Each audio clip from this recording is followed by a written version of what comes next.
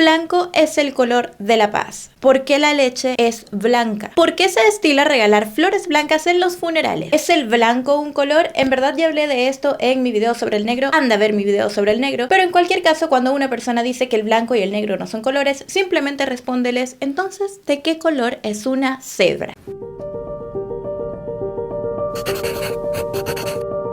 El blanco representa limpieza, salud, higiene, pulcritud. Y hay alimentos blancos que parecen ser muy simples, pero que tienen sabores súper fuertes, como la cebolla, el ajo o sabores característicos como el huevo. También la leche, que debe su coloración específicamente a la proteína de la caseína, que absorbe hasta el 80% de la luz. Dato curioso, la caseína hace una de las pinturas más fuertes, básicamente es una especie de acuarela eterna para cualquier superficie y al día de hoy aún se fabrica. El blanco es el color más utilizado en todas las banderas del mundo, aunque dependiendo de cada contexto varía demasiado su significado. También sigue siendo el color favorito para pintar determinadas superficies, aunque paradójicamente sigue siendo el elegido como el menos favorito de la mayoría de las personas a nivel mundial. El blanco es el color característico de las flores en las funerales porque es bastante neutro, solemne, sobrio. No tiene otras connotaciones como las flores rojas que representan al amor, sino que se mantiene en un espectro bastante sobrio, elegante y respetuoso con el difunto. En el arte histórico postclásico, el cordero blanco simboliza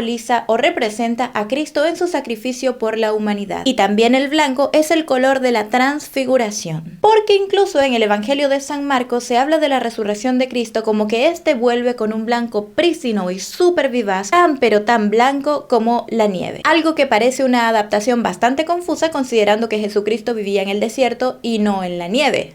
Pero sigue siendo curioso porque en general el blanco es un color bastante bíblico. De hecho, la Biblia nos narra que cuando se hizo este gran diluvio universal porque Dios estaba pues molesto por los pecados de la humanidad y decidió castigarlos a todos con una gran inundación, salvando solo a aquellos que él creía que eran merecedores, Noé hizo esta famosa arca, la llenó de animales y estuvo en resguardo por más de 40 días. Posteriormente liberó a una paloma blanca para que fuese a ver si ya era seguro salir a la tierra y la paloma blanca volvió con una rama de olivo en su pico. Dios ya estaba en comunión con los seres humanos y por eso desde entonces tenemos este símbolo como el símbolo de la paz, de la unión. El Papa de los católicos se viste de blanco desde el año 1566, antiguamente lo hacía de rojo cardenal, aunque hoy en día se siguen enterrando a las papas en color rojo en relación a la sangre de Cristo y en su vida visten de blanco para representar la inocencia y la castidad de Cristo.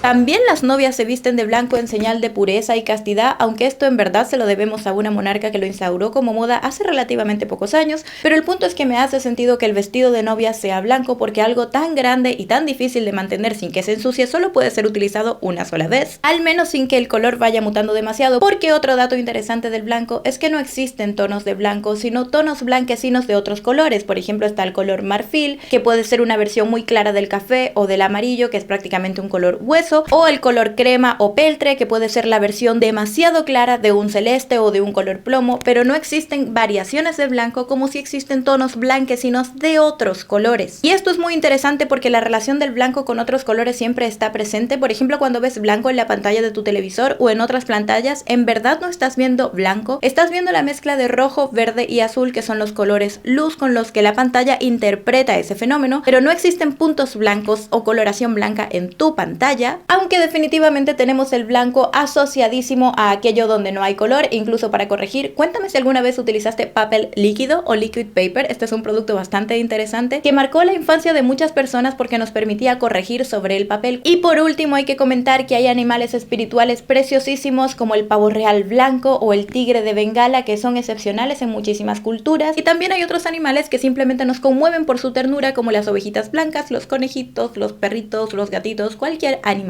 blanco, aunque esto es paradójico porque la verdad es que el blanco tiene un pasado muy oscuro. El blanco tiene un pasado muy oscuro. Aunque el blanco es un color que probablemente asociamos al prestigio, porque vestir de blanco significa que puedes tener prendas de ropa que no se ensucian porque no trabajas al aire libre o porque las puedes lavar constantemente, tienes suficiente dinero para hacerte cargo de ello. De hecho, de ahí viene la expresión cuello blanco, que se asociaba a trabajos de estatus muy alto. Lo cierto es que el blanco también es un color sucio, al menos en su historia. Desde hace mucho tiempo se venía produciendo el blanco abyalde o blanco de plomo, que fue uno de los primeros pigmentos sintetizados por el hombre. En palabras simples, había que suspender platos de plomo en vapor de vinagre y posteriormente pasarlo por varias semanas o meses por estiércol. Esto lógicamente producía una acidez nauseabunda y este ácido, que se iba haciendo como una especie de costra blanca, posteriormente se raspaba y de ahí se extraía el pigmento. El problema es que, por supuesto, esto era sumamente tóxico y se usó durante muchísimos milenios. Incluso Teófrasto ya decía que existía desde el siglo IV antes de Cristo. Esto en parte se explica porque, si bien desde no hace mucho está de moda tener la piel bronceada por el sol, antes era todo lo contrario. Ser moreno o estar bronceado significaba que trabajabas al aire libre, que no eras lo suficientemente pudiente, mientras que más blanca era una persona quería decir que estaba al resguardo de su hogar. Por eso los monarcas se pintaban la piel de blanco, y esto era transversal en muchísimas culturas, desde los griegos e incluso también a las geishas, porque se supone que el blanco las dotaba de elegancia. Pero como consecuencia aparecían irritaciones graves en los ojos, arrugas, caída de dientes y un montón de reacciones alérgicas en la piel, provocando así una muerte prematura tanto para las mujeres en cuestión que se pintaban con este pigmento como para los hombres que besaban a las bellísimas damiselas. Es curioso que en Asia, por ejemplo en lugares como Corea, esto sigue siendo sumamente relevante, verse muy blanco, pero afortunadamente ahora con tendencias bastante más amigables como la skincare,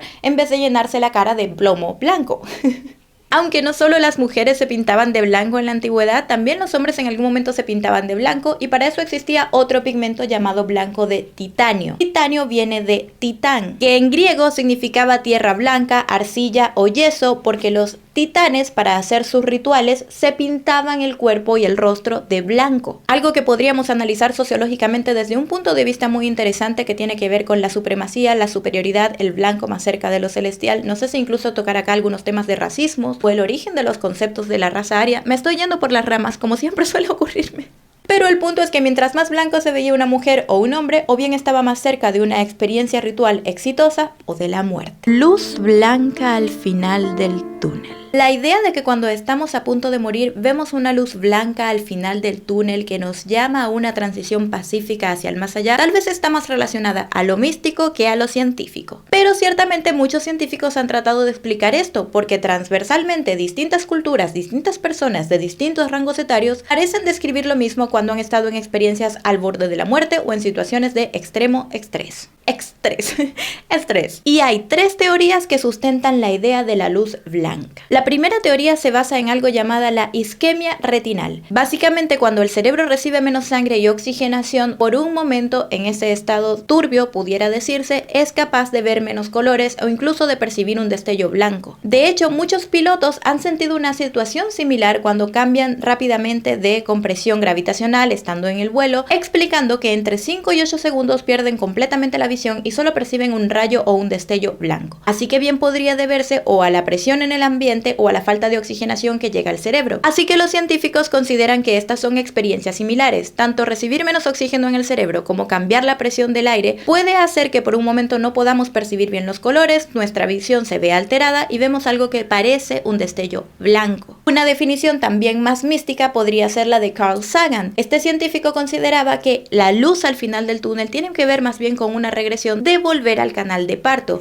porque cuando nacemos, aunque no recordemos ese momento, ciertamente en la cama clínica o en el espacio en el que estés, lo primero que hace el ser humano es salir de un entorno absolutamente oscuro, húmedo e íntimo a algún tipo de luz, incluso aunque esta fuese artificial. Y la tercera explicación también es muy interesante y surgió de un error científico. En Estonia había un caballero de 87 años con muchísimos ataques epilépticos, así que los médicos se propusieron monitorear la actividad cerebral de este mismo para ver si, anticipándose a los ataques epilépticos, podían reducirlos con medicación. Lamentablemente, mientras hacían el experimento, el corazón de esta persona dejó de latir, pero sin embargo lo que obtuvieron fue el registro de la actividad cerebral de una persona antes, durante y después de morir sin proponérselo, porque lógicamente no sería demasiado ético monitorear esto cuando una persona está en el lecho de muerte, solo que en este caso no era esa la intención. El punto es que mientras esta persona se desvivía, por no utilizar la palabra en términos de YouTube, descubrieron que se activaron ondas muy similares a las que se activan cuando soñamos o cuando estamos recordando. De hecho, era como si el cerebro se hubiese hiperexcitado justo antes de morir, como si estuviese recordando muchas cosas al mismo tiempo. Y esto no es ciencia, es una opinión absolutamente mía, quiero dejarlo muy claro, pero no pude evitar pensar en el disco de Newton, donde básicamente un montón de colores, cuando van sucediendo lo suficientemente rápido entre sí, se terminan viendo como un destello blanco o un círculo que gira en blanco. El frío sol blanco. Se ha hablado mucho en internet del negro más negro del mundo, yo hablo de eso en mi video sobre el color negro, así que reitero, por favor anda a verlo, pero nadie habla de que hace apenas 2 años se creó también el color blanco más blanco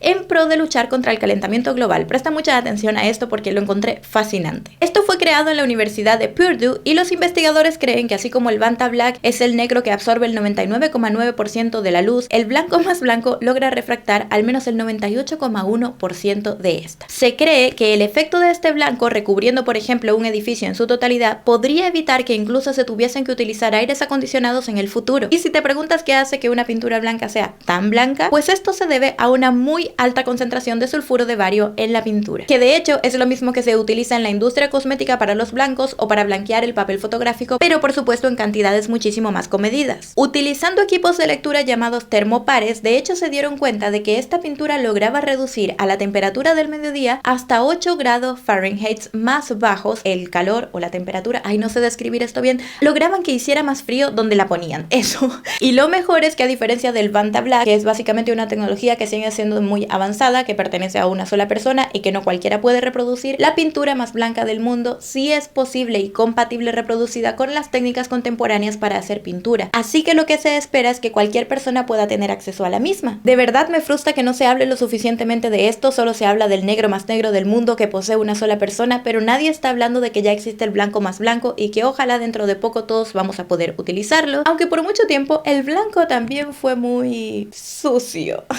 Blanco isabelino. Desde el siglo XVI, el blanco isabelino se ha asociado a la falta de aseo, como a la falta de lavado de las prendas íntimas, aunque últimamente se utilizan los vestidos de novias casi como un color elegante, también llamado champán, para no decir que se utiliza un blanco puro. En estricto rigor, el blanco isabelino es una suerte de café verdoso dentro de la escala de los blancos, algo muy parecido al color del moho o de la ropa interior sucia. Ahora bien, puede que te estés preguntando por qué se le llama blanco isabelino, y esto se le debe a 3 personajes, a 3 Isabeles muy interesantes dentro de la historia. Casualmente también las 3 son monarcas. Isabel de Inglaterra, la infanta española Isabel Clara Eugenia y otra reina española del siglo XIX llamada Isabel II. Recomendación anticipada de lectura: puedes revisar toda esta información en el libro de la historiadora Alejandra Hernández llamado Esta historia apesta. Empecemos con Isabel I de Inglaterra. Ella vivió entre 1533 y 1603, así que tuvo una vida bastante larga y activa. Isabel de Inglaterra se caracterizaba porque le encantaba andar a caballo, y al parecer la falta de higiene, el sudor y bueno, toda la actividad física que eso implicaba hacía que cuando se bajase del caballo después de largas horas de cabalgata dejase un registro en su montura al que se le designaba blanco isabelino, para decirle un nombre elegante, pues porque ella era una monarca. El segundo caso, y tal vez el más polémico, confundido muchas veces con Isabel la Católica, tiene que ver con Isabel Clara Eugenia, y la leyenda cuenta que tiene que ver con una promesa que realizó la propia infanta, porque hacia 1601 los Países Bajos, en el contexto de la Guerra de Flandes, levantaron armas contra la corona española porque los españoles les estaban cobrando muchos impuestos y había muchas imposiciones religiosas a las que estaban sometidos, y ella juró que no se cambiaría de camisa hasta que la ciudad de Ostende, en Bélgica, fuese recuperada por los tercios españoles. El caso es que esa reconquista, en la que ella le tenía mucha fe, duró más de 4 años. Así que hacia 1604, cuando al fin acabó, Isabel Clara Eugenia cumplió su promesa y se cambió de ropa. Pero durante todo este tiempo, su camisa, que había sido blanca, se tornó de un tono isabelino.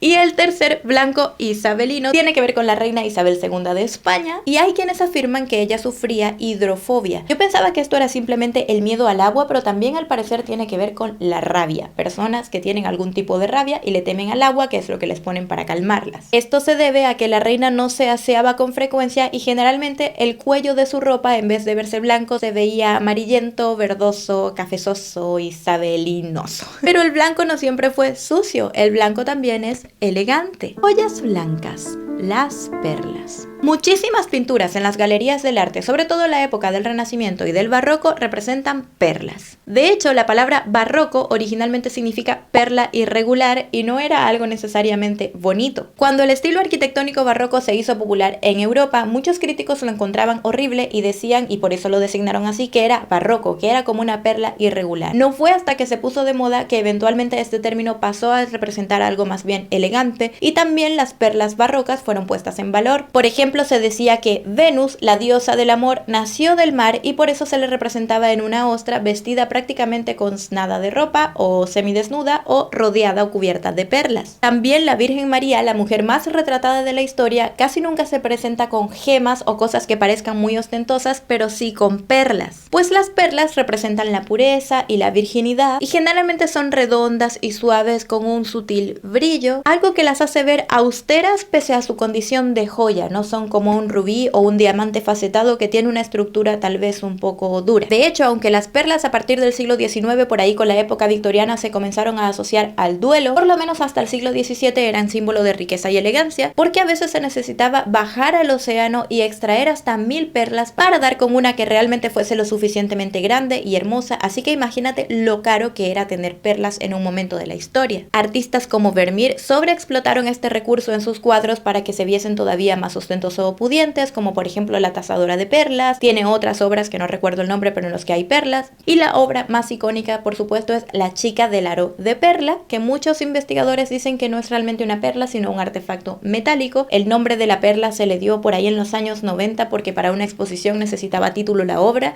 No fue que Vermeer le dio ese nombre, pero sea como sea, Vermeer usó solo algunas pinceladas blancas y grises para sugerir un brillo mate y una forma esférica, y en la parte inferior pintó el reflejo del collarín de la muchacha, así que parte de la perla refleja el color de la misma, aunque en realidad no pintó nada en ese lugar. Básicamente Vermeer dejó que nuestros ojos completasen la obra o como lucía esta. Esto es bastante interesante porque el blanco puede reflejar todos los colores. De hecho, piénsalo, las perlas son blancas pero vienen de una superficie nacarada multicolor. El blanco de alguna manera siempre está asociado a todos los demás colores. Y esto también ocurre con el ruido. El ruido blanco. El ruido blanco básicamente recibe este nombre porque al igual que el color blanco es la suma de todas las frecuencias de sonido a la vez. Muchísimas personas que tienen problemas para dormir recurren al ruido blanco para poder descansar y así eludir el sonido de un perro ladrando o los coches que pasan, o sonidos que tienen frecuencias distintas y por tanto el cerebro les presta atención, se sobreestimula y no consigue descansar. Está atento constantemente a esos otros sonidos. Pero no ocurre lo mismo con el ruido blanco. El sonido de la lluvia, el sonido del mar e incluso el sonido de un ventilador puede relajarte. Y esto también se cree que tiene relación con cómo percibimos los sonidos cuando estamos en el vientre de nuestra madre, que percibimos los sonidos desde el exterior bastante aislados. Por eso a muchos bebés cuando les cuesta dormir también les ponen ruido blanco, porque sí, la suma de todas las frecuencias de sonido puede rendirte. Me rindo, la bandera blanca. En la Convención de Ginebra del año 1949 se oficializó, se legitimó el uso de la bandera blanca como señal de rendición. Sin embargo, se había utilizado muchísimas veces antes, sobre todo en la Guerra de los 100 años que existió entre Inglaterra y Francia hacia el siglo XV. Y la verdad, acá hay muchas teorías que sustentan el porqué de este fenómeno. Algunos dicen que quienes partieron haciendo esto fueron los griegos, quienes antes se cubrían con su escudo como señal de que se estaban rindiendo ante el enemigo y luego pasaron a hacerlo de esa forma. Hay quienes se lo adjudican a otras culturas. La verdad no conseguí ninguna fuente fidedigna porque los historiadores no parecen ponerse de acuerdo ahí, pero sí parecen ponerse de acuerdo en dos otras cosas. La primera razón tiene que ver con que el blanco es sumamente identificable en la batalla, al menos en lo que tiene que ver con los colores bélicos, el café de la tierra, el rojo de la sangre, pues toda esa suciedad.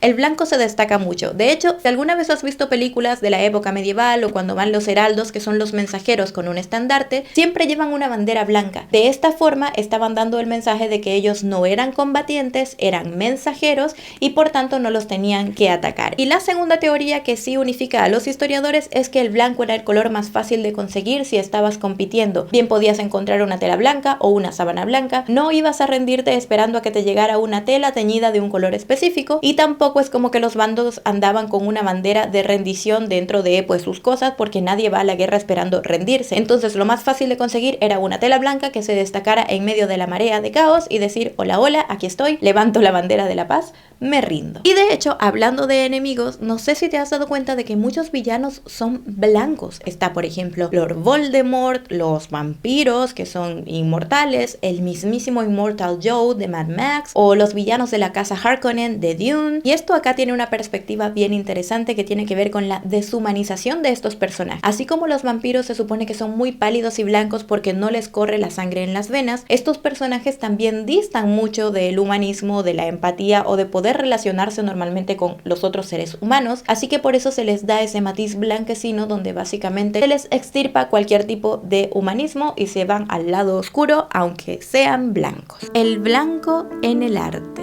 Los pigmentos naturales más comunes para hacer blanco se hacían o bien con blanco de zinc, o con blanco de titanio, o con blanco de plomo, e incluso con cal para producir tizas. El blanco no ha sido demasiado popular específicamente dentro de la pintura porque muchos artistas le adjudican especialmente al blanco de plomo que este color tiende a grisar los colores y que con el tiempo hace que las pinturas se vean muertas, aunque los conservadores de arte creen que eso tiene más bien que ver con la fugitividad de los otros colores, no del blanco, y de que muchas pinturas con el paso de los años en algún momento se barnizan con una especie de barniz café que, si bien es fácil de recuperar, hace que los colores se vayan viendo más opacos. En todo caso, quise sintetizarlo en 3 obras de arte blancas que a mi juicio son sumamente importantes. La primera tendría que ser la obra de Piet Mondrian en general, y si tú te fijas en las obras de Mondrian se supone que son bloques y estudios de color, síntesis, abstracciones, pero estas no tendrían ningún sentido sin la cantidad de blanco que utiliza. Si por un segundo hiciéramos el ejercicio de retirar las líneas negras que separan los cubos blancos y de colores, te darías cuenta de que al menos el 80% de una de sus obras puede ser blanco, y esto es lo que nos hace reflexionar en los colores. Funciona como fondo pero también como protagonista. La segunda obra sería la de Lucio Fontana. Este personaje fue muy interesante y de hecho hacia 1947 él creó y publicó su propio manifiesto sobre el color blanco, y Fontana era muy famoso por sus pinturas cortadas. Lo que él hacía era tomar un lienzo totalmente prístino, blanco, sin intervenirlo, y tajarlo con un cuchillo. Según él, la pintura tenía que ver con el más allá de la dimensión bidimensional, y esa sombra que se proyectaba donde él había cortado reflejaba los verdaderos colores que se intuían o se ocultaban en la obra. Sé que esto es discutible, mucha gente puede decir ya,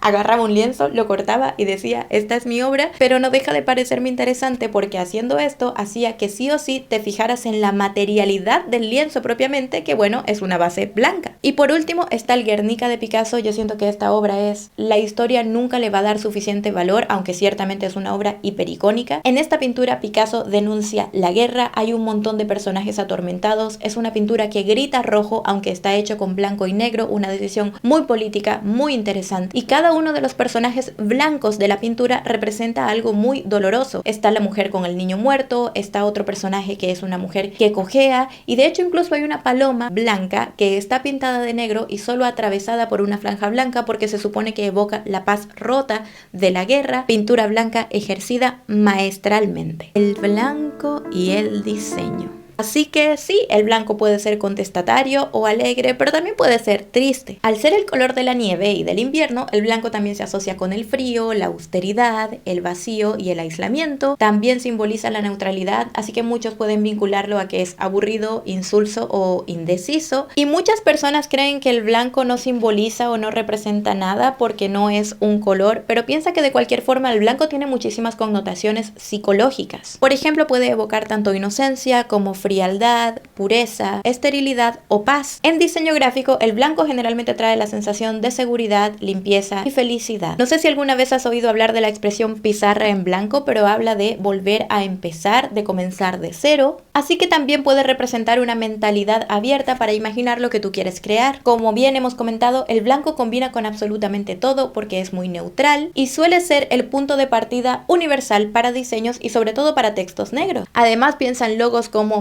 Michelin, Gap, HP, Starbucks, Fisher-Price, Levi's, Ford y Apple. ¿Quién ha utilizado mejor el blanco que Apple, tanto en su logo como en sus productos? Apple se apropió del blanco y dijo nosotros lo vamos a hacer distinto, y vaya que lo han hecho distinto. Y como dato curioso, en el diseño web el blanco verdadero o el true white se usa poniendo FFFFFFF significa fuel, y que básicamente son los valores máximos del rojo, el azul, el verde en el modelo RGB de 255, 255, 255, y esto está basado en la teoría de la refracción de la luz blanca de Isaac Newton. Así que hay muchas cosas que utilizamos hoy, sobre todo en tecnología, que son influencias de la historia de antaño. La camisa blanca. De hecho, justamente en la antigua Grecia, los hombres comenzaban a utilizar una toga blanca, una toga que se llamaba virilis, no recuerdo el nombre, pero esta toga era símbolo de que ya eran capaces de votar y tomar decisiones de hombres. Tomar decisiones de hombres es tan cuestionable. Pero en general, el blanco en muchas culturas y épocas se ha relacionado con la pureza y con la virtud. De hecho, encontré un artículo de la revista Harper's Bazaar del año pasado, si no me equivoco, está en inglés, pero lo puedes ir traduciendo directamente, que es fascinante. Y en este artículo reflexionan en cómo la camisa blanca se convirtió en un artilugio de la moda femenina hacia el siglo XVIII. Pasa en todas las modas. Pero bueno, reflexionan en qué momento la camisa blanca se convirtió en un icono de la moda, sobre todo femenino, y esto tiene que ver con María Antonieta. Hacia 1783, ella le pidió a su pintora, que era otra mujer llamada Elisabeth Vigée-Lefranc, que la pintara con un camisón blanco. O sea, es un camisón que la cubría todo, pero en la época eso era la ropa interior. Es como si básicamente hoy Meghan Markle, como que ya no es de la realeza, la otra. Es como si hoy día pintaran a Kate Middleton en ropa interior, sería polémico.